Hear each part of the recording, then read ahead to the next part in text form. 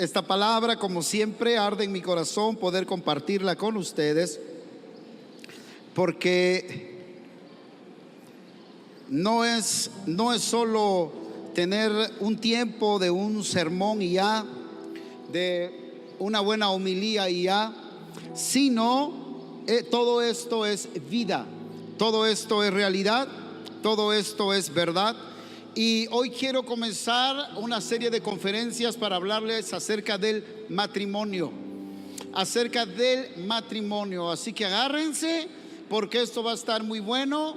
Si alguien quiere salirse, este es el momento. No, tú te quedas ahí.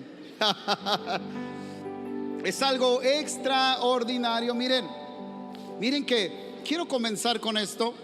Génesis capítulo 1, versículo 27 y 28. Atención con esto, porque así como hablamos hace tiempo de lo que es un hijo tecnón y un hijo ios según el imperio greco-romano, y cuando Pablo escribió acerca de esta transición hacia la madurez de los hijos de Dios, para que los hijos de Dios podamos heredar, porque en nada diferimos de los que son esclavos, dice Pablo, si somos hijos tecnón, si estamos todavía pequeños, si no hay madurez, si no hay crecimiento.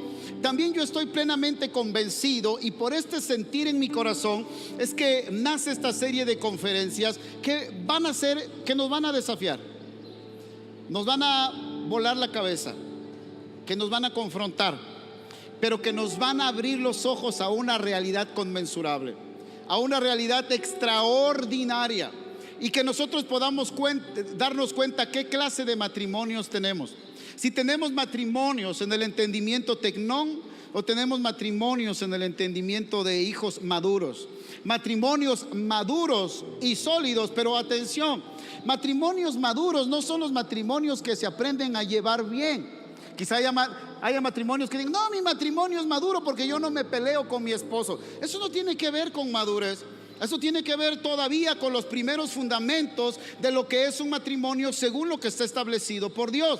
Porque el matrimonio, nuestro matrimonio, es la figura visible de la figura invisible, eterna, poderosa y maravillosa. Y es que Pablo pone un estándar extraordinario. Efesios capítulo 5, vamos a estar hablando de Efesios capítulo 5. Pablo dice: grande misterio es este, pero yo no lo digo con respecto al hombre y a la mujer, yo lo digo con respecto a Cristo y su iglesia. Porque el propósito eterno, el matrimonio es una figura profética del propósito eterno en el corazón del Padre. ¿Cuál fue el propósito eterno en el corazón del Padre? Desde la eternidad pasada, yo les decía, el Hijo y el Padre pactaron. El Padre quería más hijos, quería tener una familia, ¿se acuerdan? Pero el Hijo quería una esposa, el Hijo quería una novia. Por eso, cuando hagamos esta contextualización, cuando se dijo: no es bueno que el hombre esté solo, le voy a hacer ayuda idónea, no se estaba refiriendo el Espíritu Santo solamente a Adán. Tampoco se estaba refiriendo al Padre al querer o al entrar en una relación con Israel como su esposa. No, sino que el propósito eterno y el plan eterno siempre fue el Hijo. ¿Siempre fue quién? El Hijo. El Hijo y su esposa o su novia, que es la iglesia. Por eso es que desde la eternidad ya estaba pactado para el Hijo una novia.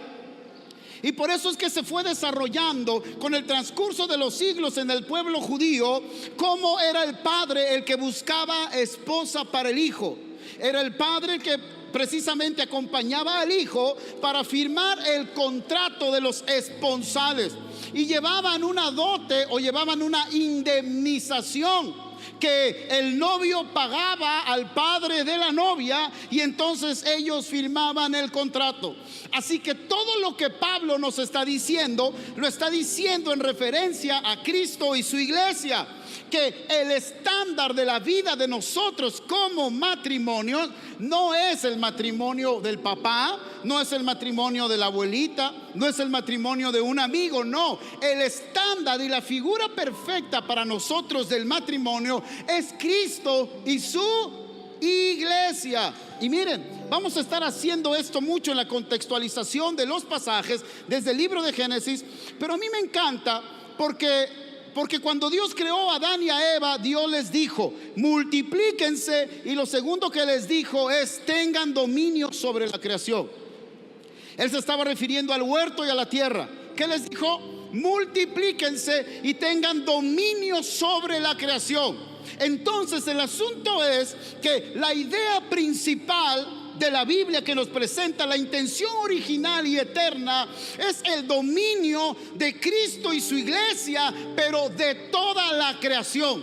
Con razón el libro de Romanos dice que la creación gime. No dice la tierra, no dice Oaxaca, no dice el continente americano, dice la creación. Y esta palabra creación incluye todo el universo, todo lo que ha sido creado, lo que está en tiempo presente y lo que para nosotros llamamos la eternidad futura, lo que está por delante. No solamente se limita a la tierra, sino se limita a todo el universo.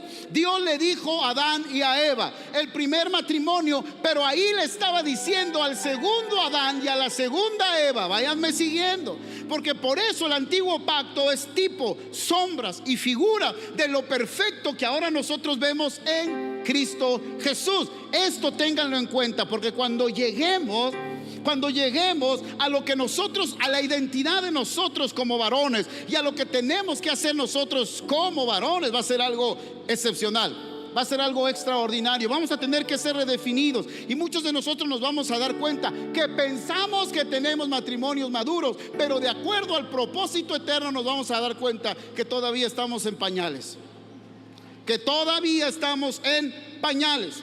Pero que el Señor abra los ojos de nuestro entendimiento para que vendas se nos caigan, porque yo creo que en el final de estos últimos días, este es el tiempo en el que vamos a ver levantarse a la iglesia como la verdadera novia, pero vamos a ver levantarse a la iglesia, a los matrimonios en la iglesia, matrimonios de gobierno, matrimonios de dominio, matrimonios con propósito, matrimonios que sojuzguen la tierra, que dirijan la tierra para la gloria de Dios. ¿Alguien dice amén?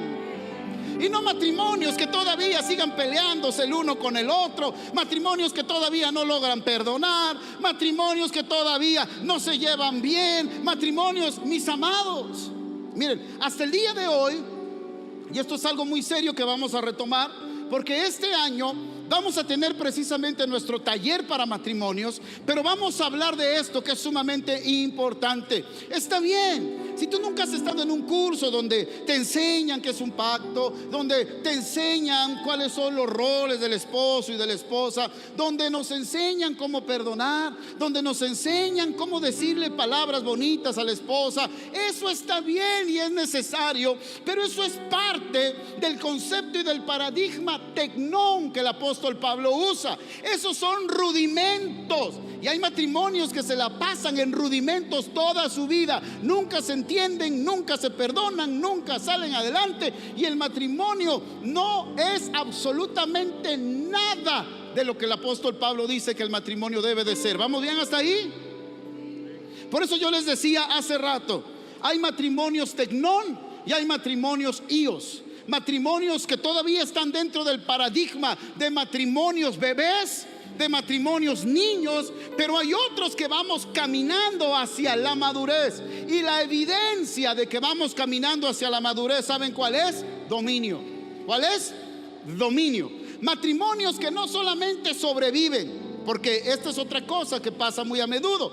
Hay matrimonios que solamente sobreviven, que están sobreviviendo, que se soportan. Otros que están conformados ya, que se conforman a vivir de la manera en que viven. Pero según lo que el Espíritu Santo habló desde el libro de Génesis para el primer Adán y la primera Eva, que eran palabras para el segundo Adán y la Eva espiritual, que somos nosotros, para nuestros días, les dijo: multiplíquense y sojuzguen la tierra. ¿Qué?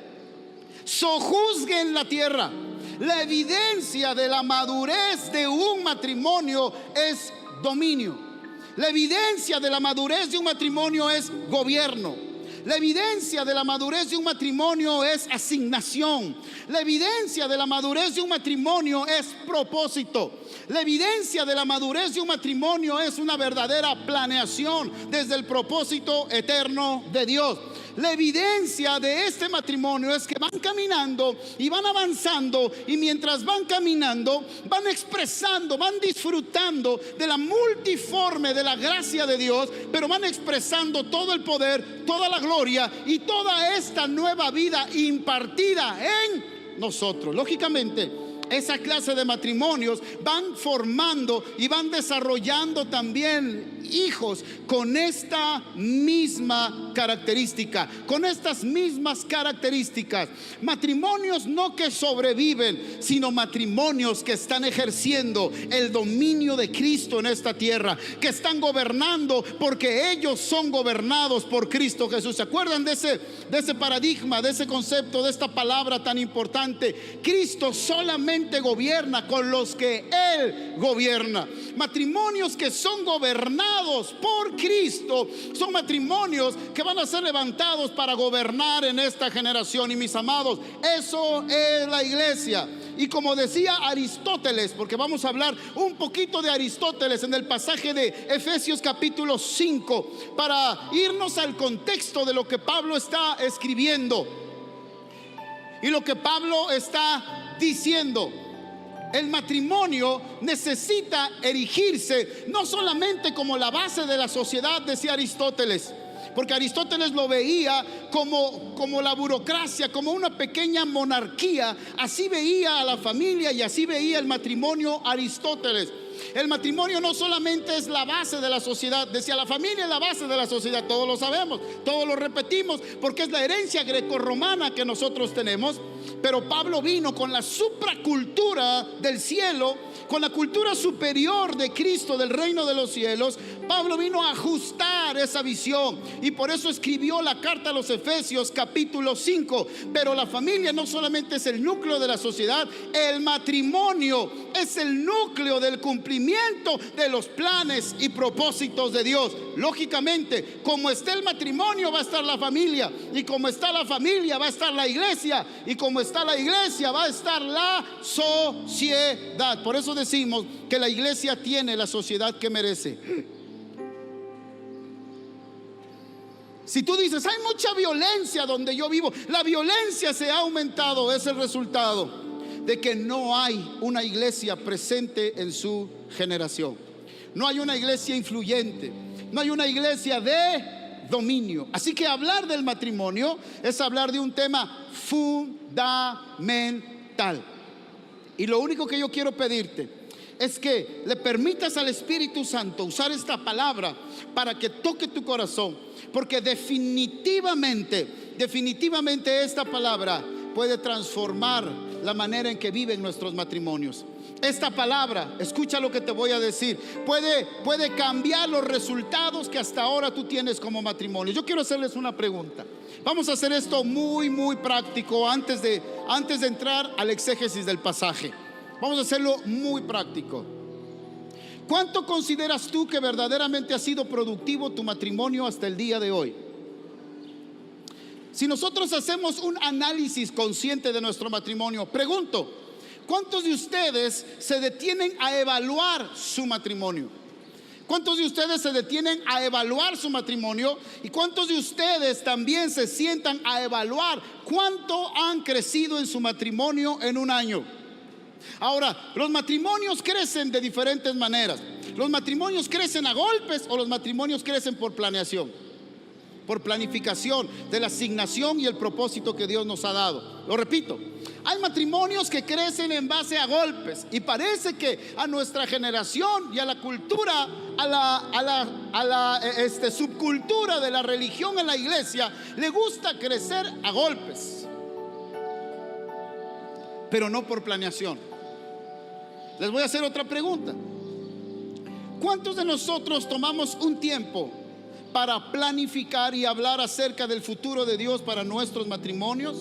nos sentamos conscientemente, hacemos nosotros un análisis, nos sentamos y planeamos y proyectamos qué es lo que queremos. Dicho de otra manera, ¿cuántos de ustedes ya se sentaron este año para ver como matrimonios cómo van a terminar en el 2026? ¿Cómo van a terminar? Algunos dicen, no, pastor, pues yo oro porque termine.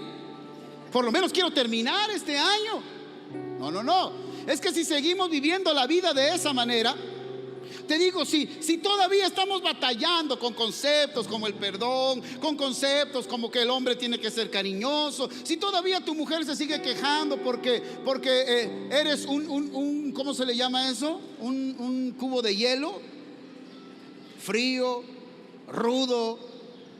Si se sigue quejando por cómo le hablas, por cómo la tratas, pero ya llevan 15 años así, quiere decir que hemos perdido 15 años.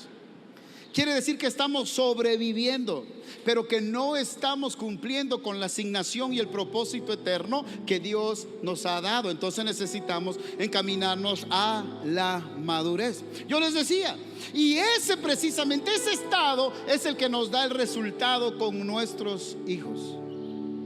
Si son pequeños, espérate que crezcan. Espérate que sean conscientes y vean lo que se vive dentro del hogar, cómo vivimos dentro del hogar. Y lógicamente ellos van a crecer de la misma manera, porque recuerda este principio que yo te he estado recordando todos estos domingos. Nosotros enseñamos lo que sabemos, pero reproducimos lo que somos.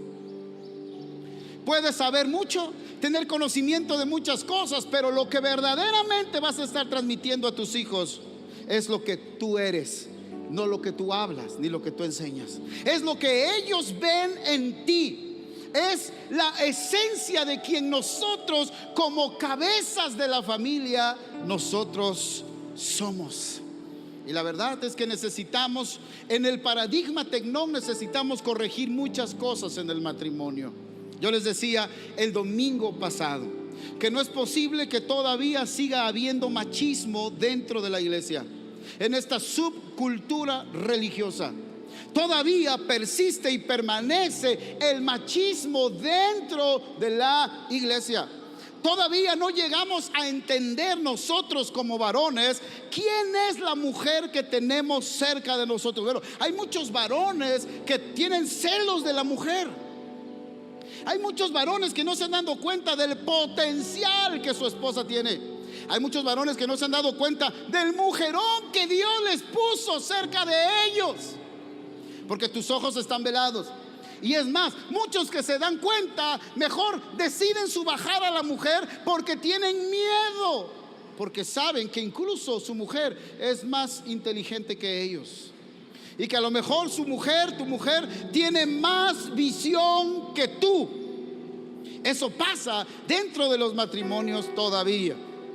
Yo les decía que no sé cómo en el siglo en el que nosotros estamos todavía la gente diga amén a predicadores como, ¿han escuchado ustedes ese qué es un TikTok o qué es lo que sale ahí? Donde sale el predicador. Yo sé que todos lo han visto. Sale el predicador gritando, para empezar, sale gritando y sale diciendo, ¿verdad? Es que el hombre es la cabeza del hogar, y cuando el hombre habla, usted se calla, y ya para el cuarto se calla, ya está el cachetadón en el hombre, ¿no? Porque la Biblia enseña que el hombre es el que manda en el hogar, y si el hombre manda, usted es cero a la izquierda, usted se calla, y ese es el modelo de Dios, dicen ellos. Qué equivocados están. Entonces, por no conocer la escritura, y hay gente que dice amén, y hay mujeres que dicen, bueno, amén, que se sujetan con sujeta, ¿verdad? Pues como ya el pastor lo está diciendo, pues entonces pues yo me someto. Pues ya ni modo, pues yo me someto. Y seguimos viviendo en una subcultura. Y Pablo no quiso decir eso cuando habla a los Efesios, y ahorita vamos a leer. Por eso necesitamos entender el contexto de lo que Pablo está escribiendo.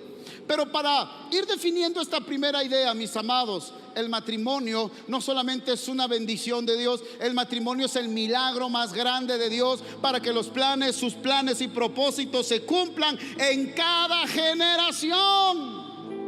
Es el matrimonio, es el recipiente perfecto que Dios diseñó. Es la muestra física, la evidencia física de esa vida espiritual gloriosa en Cristo Jesús. Esa vida gloriosa y maravillosa, de tal manera que eso mismo que dice Génesis, Dios lo escribió para nosotros. Multiplíquense y sojuzguen la tierra, tengan dominio sobre de la tierra, establezcan el gobierno de Cristo en la tierra, cumplan con el propósito y la asignación que Dios les ha dado. Así que eso es lo que está escrito: matrimonios de dominio. Di conmigo: matrimonios de dominio, matrimonios de gobierno, matrimonios que transformen, que aviven y reformen su generación para la gloria de Dios. ¿Cuántos dicen amén? Dale un aplauso fuerte al Rey de Reyes y Señor de Señores. Dile al que tienes a la par: necesitamos avanzar. Dile: necesitamos avanzar. Miren, yo les decía el domingo pasado, muchos ni siquiera han estado en un taller. Y yo digo, a lo mejor porque piensan que ya lo saben.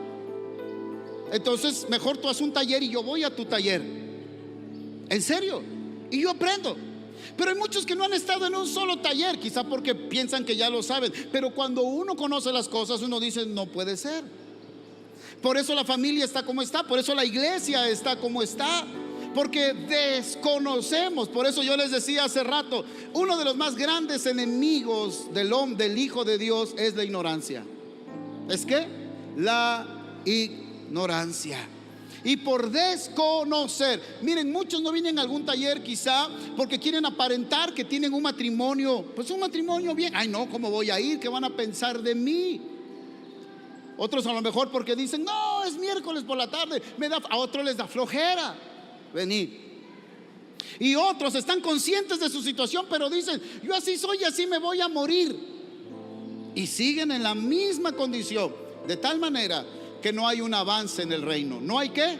Un avance en el reino. Ahora escucha esto: si no hay un avance en el matrimonio como tal, entonces no habrá un avance en el reino. Digas lo que digas, hagas lo que hagas, nosotros enseñamos lo que sabemos, pero reproducimos lo que somos. Por eso nos urge trabajar en el matrimonio conforme al diseño y al propósito eterno de Dios. Yo quiero que levanten su mano. ¿Cuántos matrimonios hay aquí? Levanten su mano. Levanten su mano. Esposas, dejen que levante su mano. Dale permiso. ¿Cuántos matrimonios hay? Espero que cuando tengamos el taller de matrimonios todos vengan, porque vamos a hacer un taller especial para matrimonios ios, no matrimonios tecnón. Si nunca has estado, bueno, si tú tienes 1, 2 años, 3 años de casado, está bien, tú tienes que venir a este primer taller. Lo que la Biblia dice, cómo el hombre tiene que tratar a la mujer, lo que la Biblia dice, cómo la mujer tiene que tratar al hombre, lo que la Biblia dice acerca de todos los elementos básicos del matrimonio. Ven, tú necesitas conocerlos, pero te vas a encaminar, vas a dejar de ser un matrimonio tecnón y te vas a encaminar a ser un matrimonio ios, un matrimonio maduro, un matrimonio con propósito. Yo les hice esta palabra. Una de las características de los matrimonios maduros son matrimonios que planean desde el futuro. Yo quiero preguntarte, ¿cuántos de los que están aquí planifican desde el futuro? Planifican desde las promesas de Dios y ya tienen su agenda. Es más, están caminando en esta agenda para el 2026 y ya sabes cómo vas a terminar este 2026.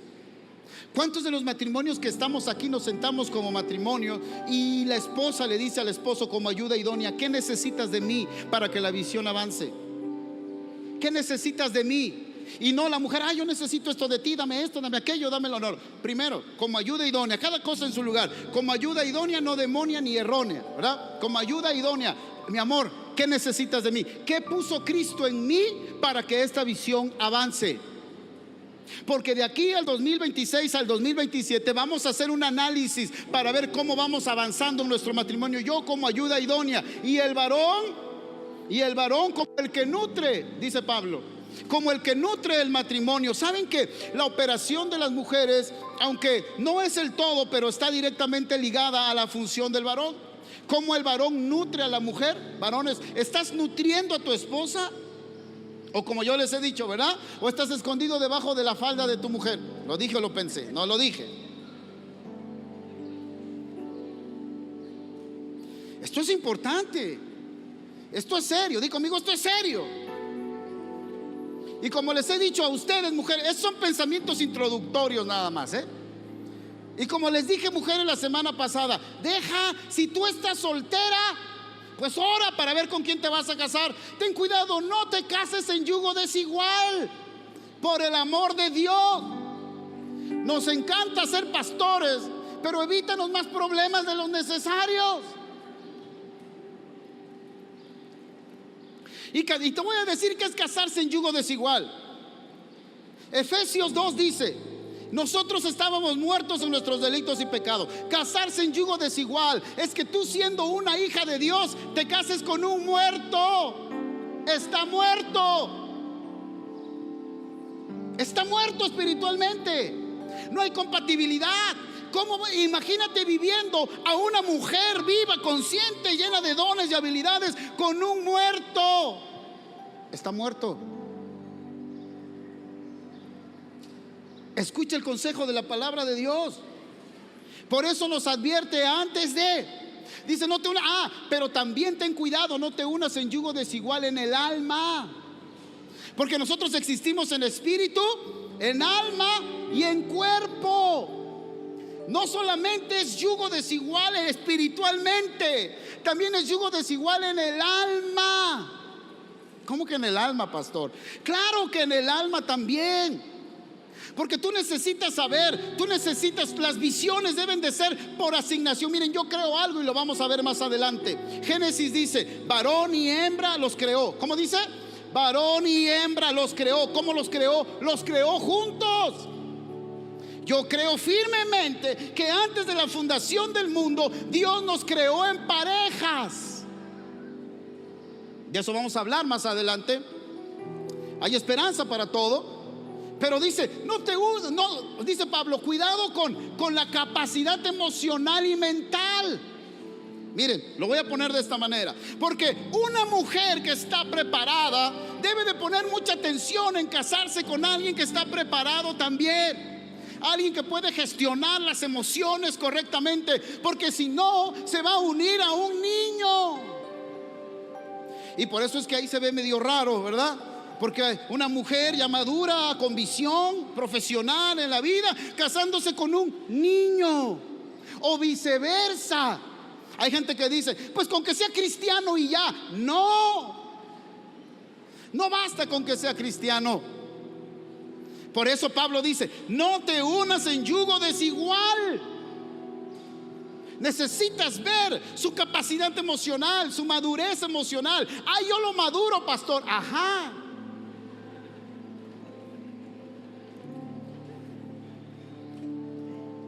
El manejo de las emociones, la visión, la asignación.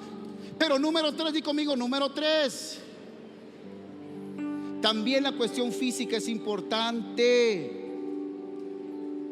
La cuestión física es importante, porque si no, unos después de la boda, como decía aquel chiste que ya ni me acuerdo, después de que ya se casó y se despiertan después de la luna de miel, le dice, canta por favor, ora, intercede por favor, canta, porque lo que ya vio ya no le gustó.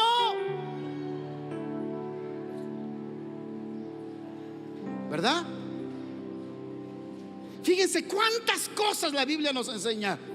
No te unas en yugo desigual. Tiene que ser una nueva creación. Debe de ser una nueva naturaleza. Si así luego nos cuesta trabajo, imagínate cuando no es así. Pero también Pablo dice, porque a veces venimos a Cristo, lógicamente, ya con un matrimonio. Y si se convierte el hombre o se convierte la mujer, dice Pablo, si el marido o la mujer convienen en vivir contigo, aunque tú seas cristiana y él no, o él cristiano y tú siendo mujer, no lo dejes, dice Pablo, porque él se puede santificar en él. Pero más abajo dice Pablo, y si él dice yo me quiero separar, gloria a Dios, dile, dale, déjelo. Ay, pastor, ¿qué consejos estás dando? Es lo que la Biblia dice. Tenemos que sacarnos ya de nuestra cabecita tanta religiosidad que llevamos. Dice Pablo, no lo dejes. Si Él consiente vivir contigo, Él se santifica en ti y tus hijos también. No lo dejes, dice Pablo, porque Él puede venir a Cristo a través de tu testimonio como mujer, o ella puede venir a Cristo a través de tu testimonio como varón. No lo dejes. Pero sí, y esto lo vamos a leer. Pero dice Pablo, si él o ella dice, no, yo ya mejor ya me voy porque esta vida no me gusta, a mí me gusta la vida de muerto, pues entonces dile, gloria a Dios. Ándele, mijo, ándele, mija, vaya, porque Dios no nos llamó para estar en esclavitud. Si tú insistes en vivir en un matrimonio así, entonces vas a frenar el plan y propósito de Dios para tu vida. Yo puedo ver a muchas hermanas que son esclavas de sus circunstancias, a muchos hermanos que son esclavos. Ay, yo no puedo servir a Dios, no puedo cumplir mi asignación porque mi esposo se enoja.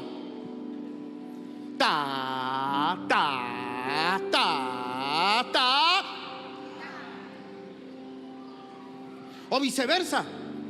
Mi mujer se enoja que yo venga a la iglesia, pero tú eres hijo de Dios, tienes un propósito de Dios extraordinario. Sí, pero ay, mi mujer, échate una mujercita. Además, escucha esto, pon atención a esto. No es lo mismo un matrimonio que se une a Cristo totalmente conscientes, habiendo orado. Porque ¿qué le decimos a los jóvenes que se casan? ¿Ya oraste, mijo? ¿Ya oró, mijo? ¿Ya oró, mija? ¿Seguro que ese ya? Sí, dice, ni oran.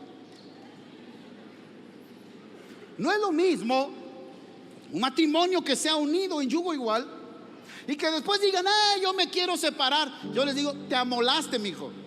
Se amoló, mijo. Ya, échele ganas. Es la mujer que Dios tiene para usted, es el hombre que Dios tiene para usted. Ahí está.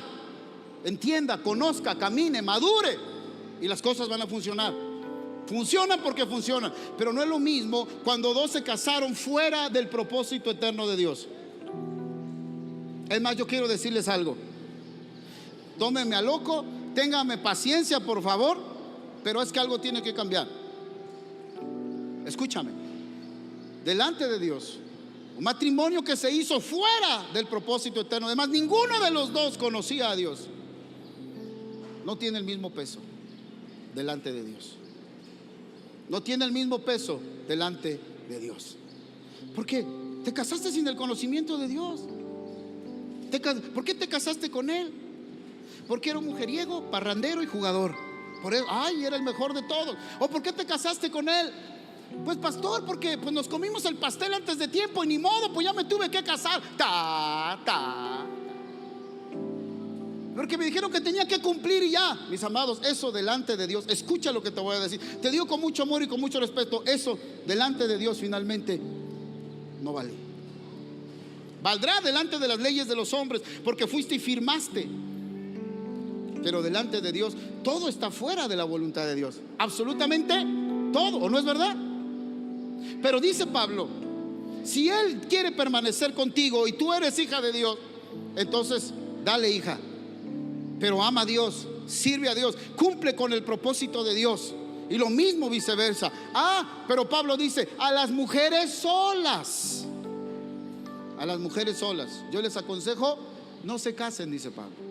Si por mí fuera, yo les digo, no se casen. Mejor solas que mal acompañadas. Traducción a Natanael 1:1.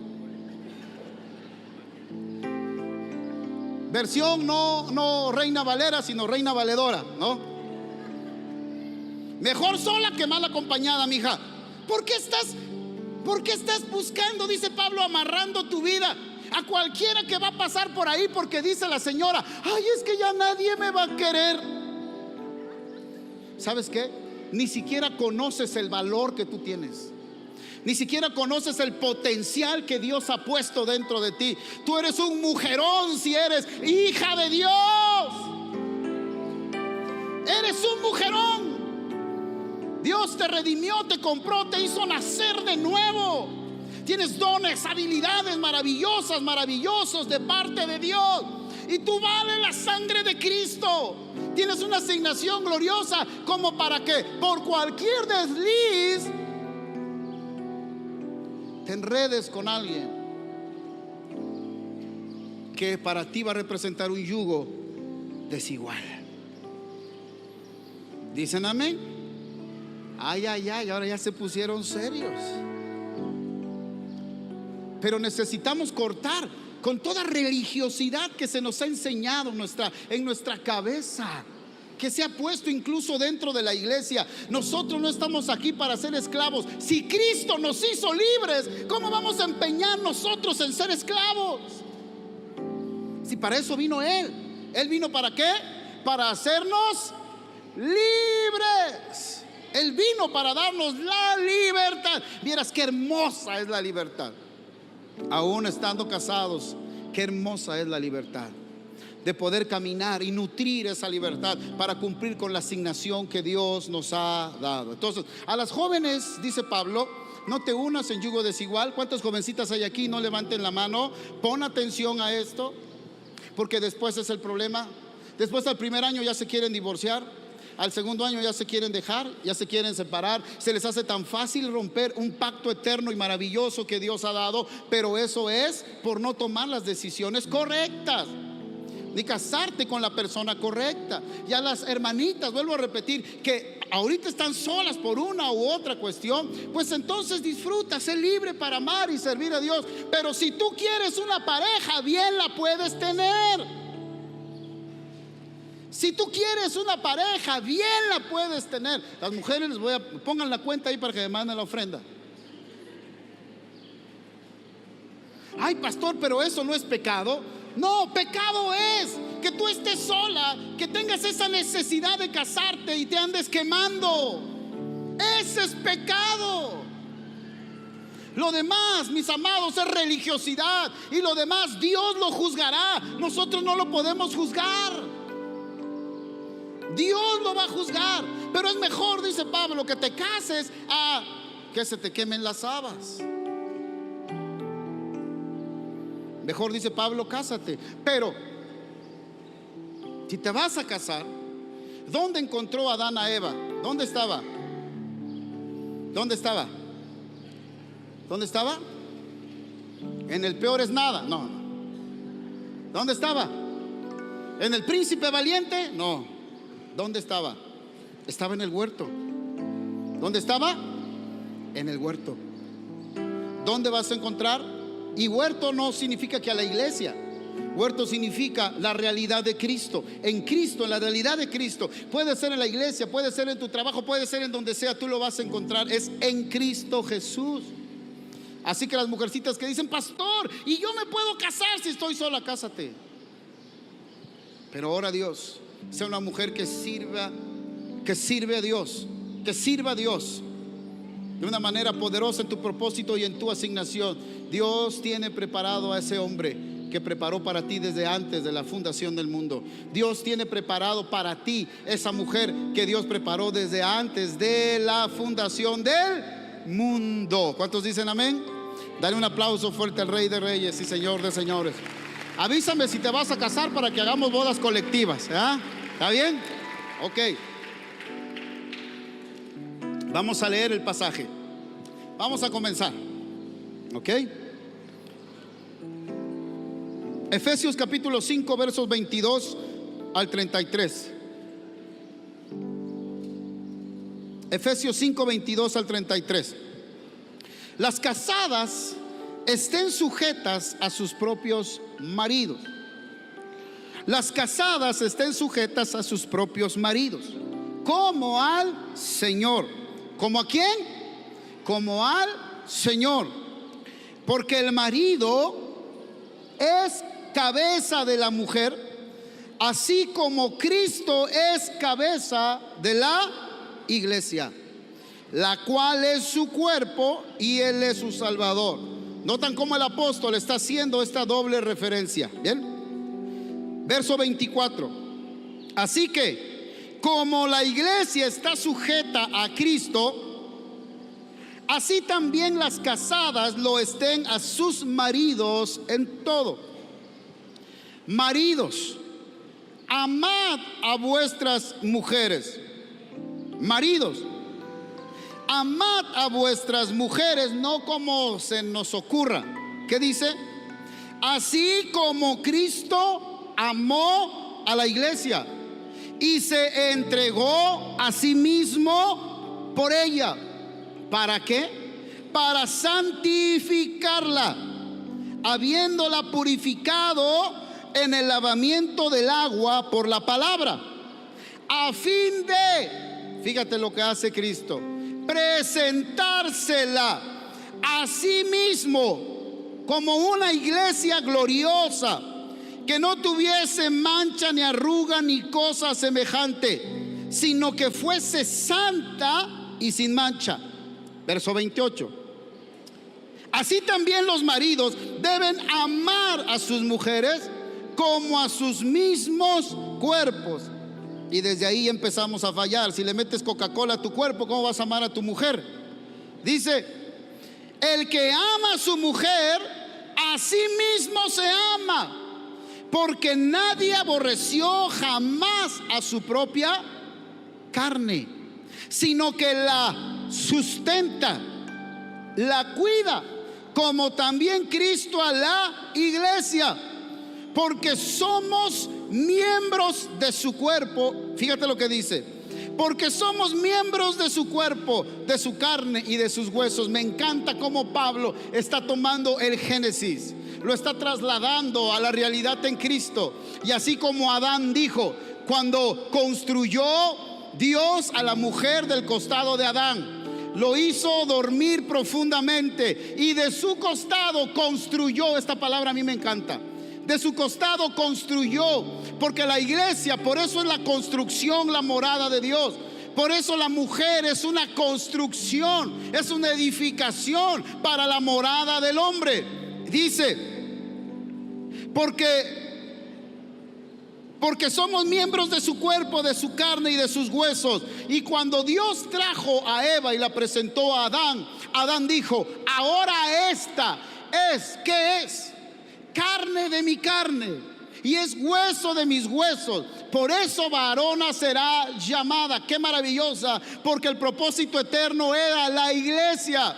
Tú y yo somos carne de su carne, huesos de sus huesos, porque tenemos la esencia, tenemos la naturaleza y la vida impartida de Cristo Jesús en nosotros. Seguimos. Dice: grande es este misterio. Grande es este misterio. Pero este misterio tan grande que ahora se nos ha sido revelado, y de esto vamos a estar hablando. Grande es este misterio. Mas yo digo esto respecto de Cristo y de la iglesia. Por lo demás, cada uno de vosotros ame también a su mujer como a sí mismo, y la mujer respete a su marido. Amén. Dale un aplauso al Señor.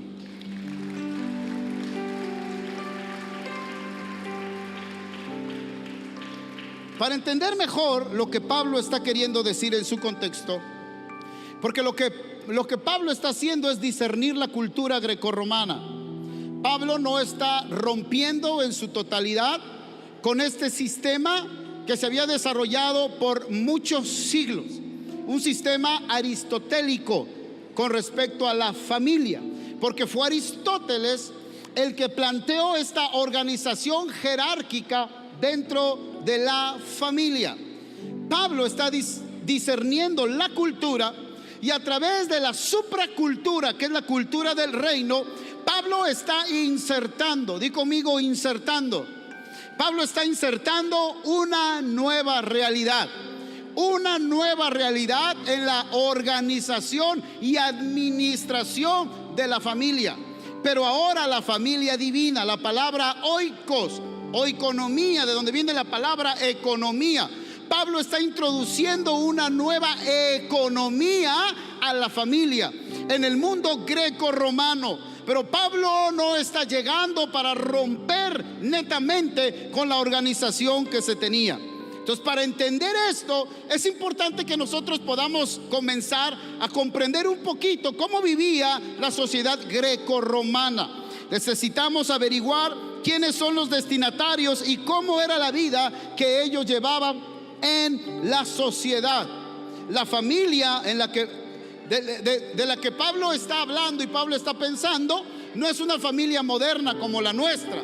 Nosotros pensamos en familia y luego pensamos en el hombre que se va a trabajar, en la mujer que se va a trabajar también, en los niños que se van a la escuela, en el perico que se queda en la casa, y pensamos nosotros que esa es la familia a la que le está hablando Pablo. La familia a la que le está hablando Pablo era una unión jerárquica, pero era una unión sociopolítica para el mundo greco-romano. Las cosas funcionaban de esa manera, no solamente en la administración de la familia, sino también en la parte financiera y en la parte política del mundo greco-romano. De tal manera que Aristóteles concebía el hogar como una estructura jerárquica y funcional, a menudo comparada con una pequeña monarquía, donde el pater familia, así se le llama en griego, el pater familia podía ser el esposo o podía ser incluso un abuelo o la persona mayor de la casa. El pater familia o el más anciano ejercía la autoridad principal. Incluso todo lo que el pater familia tenía él se consideraba como el propietario. ¿Como el qué? Como el propietario.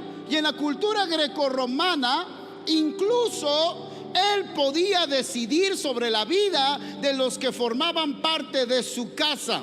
La señora Irene Folkes, que es una doctora en griego, nos habla acerca de esto. Ella dice: el pater familia incluso decidía sobre la religión que los miembros de su casa iban a observar. Él era el dueño de todo. Si él quería, mataba al esclavo. Si él quería, incluso mandaba castigar a los hijos. Si él quería, incluso mandaba matar a su mujer, porque la mujer era como una pertenencia para el pater familia. Atención, Pablo les está hablando a esta sociedad y a esta unidad jerárquica sociopolítica del tiempo del primer siglo. Y esto es algo sumamente importante que nosotros lo podamos entender. El pater familia entonces tenía todo el control sobre la familia. Así fuera un hombre egoísta, sus intereses solo eran políticos, sus intereses eran solamente financieros. Y el pater familia, Roma y Grecia, les había dado este poder. El Estado les había conferido este poder.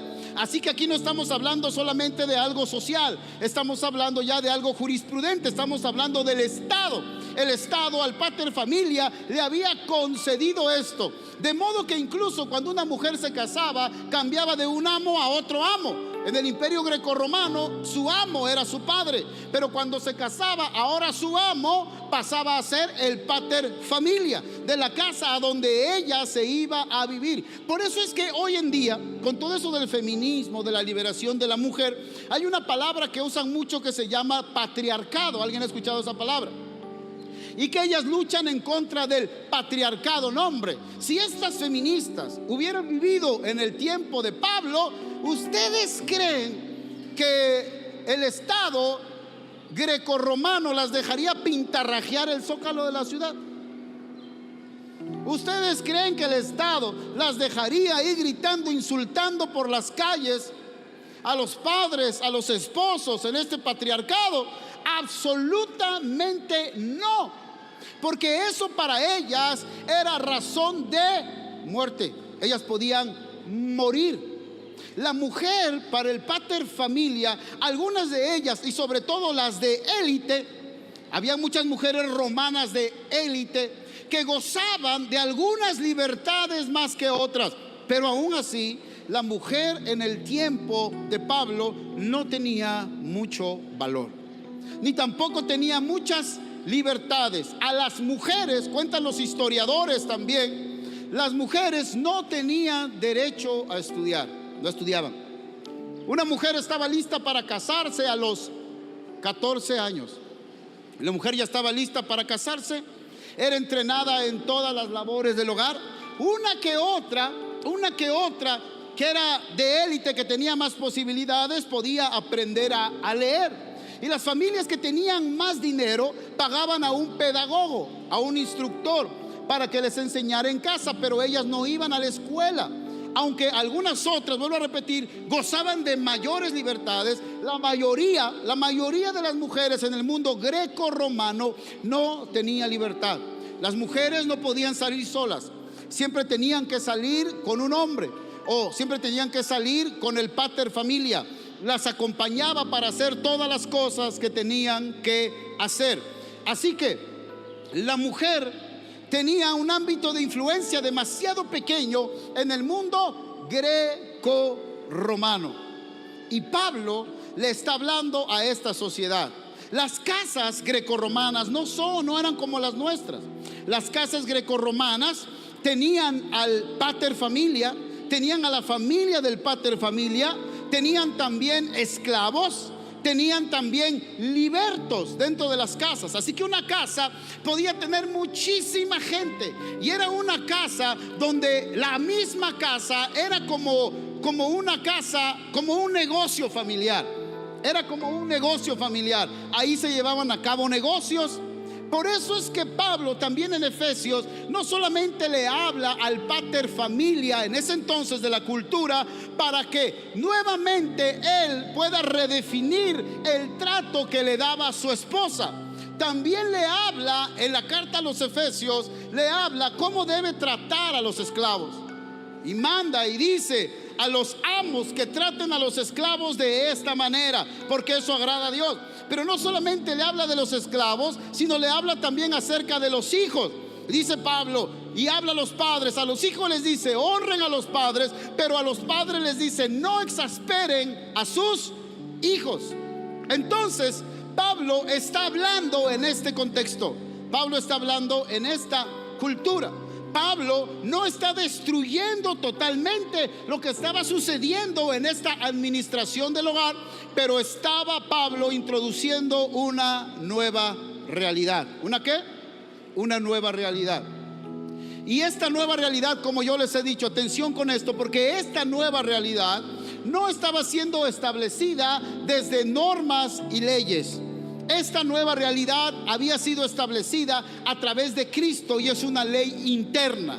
Es una ley interna que fluye dentro de nosotros, y la única manera en que se va a establecer es que fluya esta vida del Espíritu, la vida de Cristo dentro de nosotros. Por eso es que muchas veces cuando hacemos las reuniones para matrimonios, o cuando hacemos encuentros para matrimonios o talleres para matrimonios, queremos enseñar a los matrimonios con 5 pasos.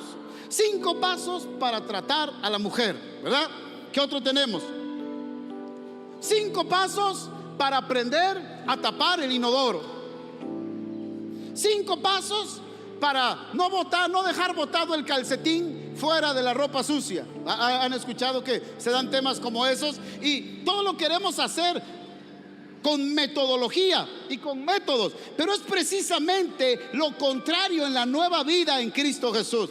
Esta nueva realidad no solamente o no es con métodos, sino esta nueva realidad es a través de la vida que fluye dentro de nosotros por el Espíritu, que nos hace ser cada día más conscientes de nuestra realidad en Cristo, de quiénes somos en Cristo Jesús. Y esa conciencia de lo que somos en Cristo Jesús nos provoca que podamos nosotros transmitir esa vida a los demás, y que Cristo pueda ser expresado. De modo que lo que Pablo le está diciendo aquí a la mujer es que no es solamente usted se somete porque se somete y se calla la boca, porque el varón es su cabeza, y usted se calla la boca porque el varón es su cabeza. Muchos pastores lo enseñan de esa manera. ¿Sabes cómo se le llama eso? Subcultura. A eso se le llama religiosidad, porque se está enseñando exactamente lo mismo que sucedía en el mundo greco-romano. Y Pablo no está diciendo eso. Por eso es importante entender el contexto.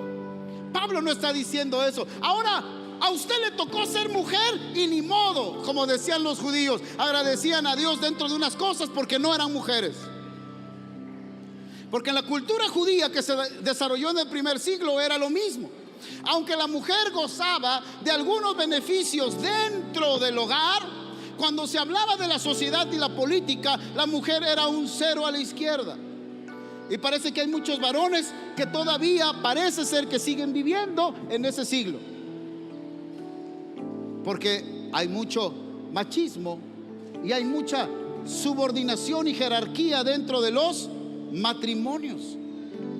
Hay muchos matrimonios que cuando se casan, la mujer tiene un futuro brillante, tiene dones, tiene habilidades. ¿Cuántas mujeres de esas hay aquí? Son inteligentes, capaces. ¿Cuántas mujeres de esas hay aquí? Y atención, yo no quiero en absoluto que ahora las mujeres se levanten en avivamiento en un feminismo espiritual, como dijo un pastor. Pero ¿cuántas mujeres de aquí tienen dones, tienen habilidades? ¿Cuántas mujeres tienen un llamado y una asignación gloriosa de parte de Dios? Pero ¿qué les dice el esposo? Antes de que se casen: mi amor, tú vas a hacer lo que quieras. Lo peor es que aún hay mujeres que, sabiendo cómo son los hombres cuando se casan, aún así se casan. ¿Sabes que es un machista de primera? Pero por eso dicen que antes de que te cases, abras bien los ojos, y después que te cases los cierres. Ciérralos. Y ya cuando se casan, les dice el esposo: tú aquí no vas a trabajar, tú aquí te me pones a cuidar a los niños, a lavar la ropa, a limpiar la casa, y punto. Y punto. ¿A alguien le pasó eso? No levante la mano. ¿Cuántas mujeres tenemos el día de hoy? ¿Cuántas mujercitas que puede ser que estén frustradas? ¿Cuántas mujeres frustradas hay? Porque nunca desarrollaron sus dones y sus habilidades y toda la grandeza y la gloria que Dios depositó en ellas. Es que la mujer es tremenda. Yo le doy gracias a Dios por la mujer que Dios me dio, bueno, que yo escogí y que me dijo que sí. Una mujer ayuda idónea. Quiero que escuches algo. ¿Cómo la mujer va a ser ayuda idónea si en primer lugar no sabe a dónde va? ¿En qué te va a ayudar? Varones, hola.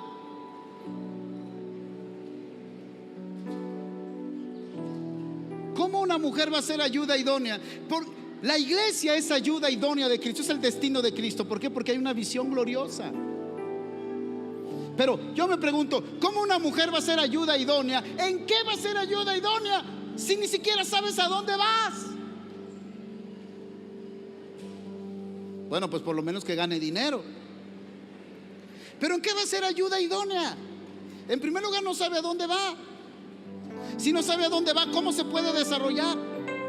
Si no hay un plan, un proyecto de vida, si no hay una visión de vida, ¿en qué va a ser ayuda idónea? Por eso nos urge sentarnos como matrimonios, y a la mujer le urge preguntar al esposo: ¿en qué necesitas que yo te ayude? ¿En qué necesitas que te apoye? Y a lo mejor una que otra mujer tiene que orar. Iba a decir, le va a meter sus cachetadas al marido. No, eso no.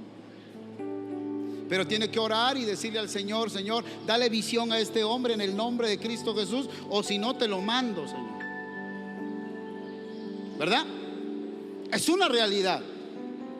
¿Nadie se enoja? Y si no, pues se contentan. No hay problema. Pero ¿cómo una mujer va a ser ayuda idónea si no hay una visión a dónde vamos? No puede desarrollar sus dones y sus habilidades. Y si a pesar de eso le tocó un hombre que entiende mal la Biblia y que dice, ahí la Biblia dice que tú te sometes y punto, aquí es lo que yo digo, lo que yo mando, y se acabó. Si en primer lugar tú dices eso en el matrimonio, es porque tú no gobiernas tu matrimonio, es porque Cristo no gobierna tu matrimonio. Pero ¿cómo la mujer va a ser ayuda idónea? ¿En qué va a ayudar si no sabe hacia dónde va? Pablo habla a en este contexto de cultura, no para ahora religiosamente establecer la subordinación de la mujer al hombre. Pablo no está haciendo eso. Pablo lo que está haciendo es trayendo una nueva realidad de la vida en Cristo Jesús. ¿En quién? En Cristo Jesús. ¿Por quién? Por Cristo Jesús. Y de eso es de lo que nosotros vamos a estar hablando, de esta nueva realidad gloriosa y maravillosa. De modo que el pater familia, para ir terminando esta parte, el pater familia tenía una triple relación: señor y esclavo, marido y mujer, padre e hijos. Y esto es precisamente lo que Pablo va a decir para establecer esta nueva realidad. Ya hablamos del contexto de las mujeres en el mundo grecorromano, el contexto de la mujer judía, que eran consideradas inferiores también, y por cualquier cosa, el griego por cualquier cosa se divorciaba. Un griego lo único que hacía era enviar a su esposa a la casa de su padre, y es como si le estuviera regresando y ya estaban divorciados. Un judío lo hacía de la misma manera. Por cualquier cosa el judío se podía separar y terminar con su matrimonio. La subcultura religiosa en el matrimonio, según la religión, sigue siendo todavía una jerarquía, porque hay mucho machismo dentro de las familias. Atención, Pablo no está empoderando esta cosmovisión del pater familia con una posición egoísta y dominante. Pablo va a establecer la realidad de Cristo y va a poner orden en esta nueva administración celestial. Así que, mis amados, no es que Pablo le está diciendo a la mujer: tienes que obedecer, tienes que callarte, tú aquí no opinas, yo aquí soy la cabeza y punto. Eso, mis amados, es religiosidad. Esa es una subcultura. Y vamos a aprender cómo se establece esta nueva cultura en Cristo Jesús. Incluso, con esto termino, se han descontextualizado pasajes bíblicos. El más común de ellos es Primera de Timoteo 2, 11, 13 al 15. Pónganmelo por favor y con esto terminamos. Y vamos a seguir avanzando. Aún dentro de congregaciones cristianas, denominaciones cristianas, Primera de Timoteo 2:11: la mujer aprende en silencio con toda sujeción, porque no permito a la mujer enseñar ni ejercer dominio sobre el hombre, sino estar en silencio, porque Adán fue formado primero y después Eva. Y Adán no fue engañado, sino que la mujer, siendo engañada, incurrió en transgresión, pero se salvará engendrando hijos si permaneciera en fe, amor y santificación con modestia. La subcultura, y aunque pese y duela, pero la religión dentro de la iglesia sigue enseñando esto todavía: que la mujer en la iglesia puede tener algún tipo de servicio y puede ayudar en algo, pero definitivamente la mujer no debe tener un liderazgo mayor en la iglesia. Por eso hay un sector de la iglesia que enseña que la mujer no puede predicar, que enseña que la mujer no puede aspirar a un pastorado, que enseña que la mujer no puede tener autoridad sobre los varones, porque Pablo aquí está enseñando eso. Pero nuevamente, al no tener el contexto del pasaje y al seguir solamente apoyando tradiciones e interpretaciones de hombres, hay un gran sector de la iglesia que sigue practicando el machismo dentro de la iglesia y también dentro del hogar. Aquí Pablo, aunque no tenemos tiempo para estudiar, porque esta sería una exégesis completa de estos versos, pero según el análisis del texto, podríamos decir que está la ausencia de un artículo ahí en griego. Cuando tú ves diferentes versiones griegas, te das cuenta cómo en el pasaje falta un artículo. En los diferentes versos, del verso 9 al verso 12, que es el artículo de en griego. Y en el versículo 14 aparece este artículo. Aparece antes de que Pablo mencione a Eva. ¿Qué quiere decir? Lo que quiere decir es que en este pasaje Pablo le está hablando a un grupo particular de mujeres que estaban viviendo en desorden. Y lo entendemos porque la cultura que operaba era una cultura terrible, machista, ya lo vimos. una cultura patriarcal, 100%. Por eso es que cuando llegaban a la iglesia, influenciadas por diferentes corrientes filosóficas, un grupo de mujeres querían desarrollar un feminismo dentro de la iglesia. Eso pasó en la iglesia en Corinto, y eso pasó en la iglesia en Éfeso. Y en particular, aquí Pablo está hablando a este grupo de mujeres. Había una filosofía agnóstica, que es griega, que Pablo tenía que rebatir la creencia agnóstica de que la sexualidad femenina era mala y la maternidad era mala también. Además, los gnósticos, que fueron los que introdujeron mucha filosofía a la iglesia, los gnósticos decían y alababan a Eva. Decían que por Eva el hombre conoció el bien y el mal. Entonces ellos decían, los gnósticos decían que Eva era superior a Adán. Y habían unas mujercitas ahí que se estaban saliendo del orden, y entonces estas mujercitas estaban sublevando en contra del liderazgo del varón en la iglesia. Por eso Pablo escribió a estas mujeres. Estas mujeres también creían el famoso dualismo griego, que lo material es malo y lo espiritual es bueno. Por eso es que se prostituían en los templos. Y esta herejía, esta filosofía se quiso infiltrar dentro de la iglesia también, porque entonces las mujeres ya no querían tener hijos. Decían que era malo tener hijos. Alababan a Eva, querían sublevarse o se sublevaron en contra del liderazgo del hombre y no querían tener hijos. Por eso Pablo dice, y la mujer se salva engendrando hijos, pero no que engendrar hijos sea el medio, sino es la forma en que una mujer que nace de nuevo, que es hija de Dios, está siendo salva o ha sido salva, cumpliendo con el propósito eterno de Dios. ¿Sí se entiende esto?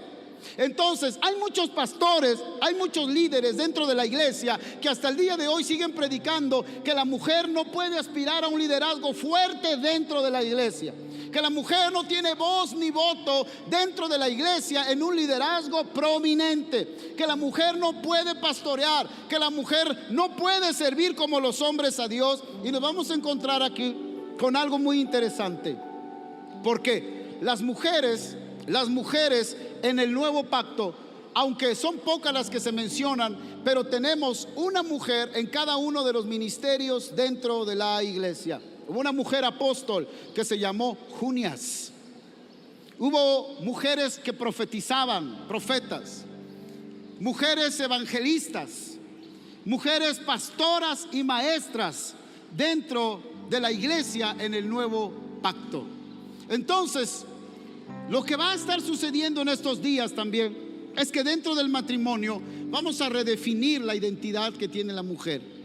Vamos a redefinir la identidad que tiene el varón, y que el Señor nos ayude para que pueda establecerse esta supracultura. ¿Cuál es esta supracultura? La cultura del reino, el propósito eterno de Dios, que dignifica a la mujer, que dignifica al varón, y que da el entendimiento de dominio al matrimonio.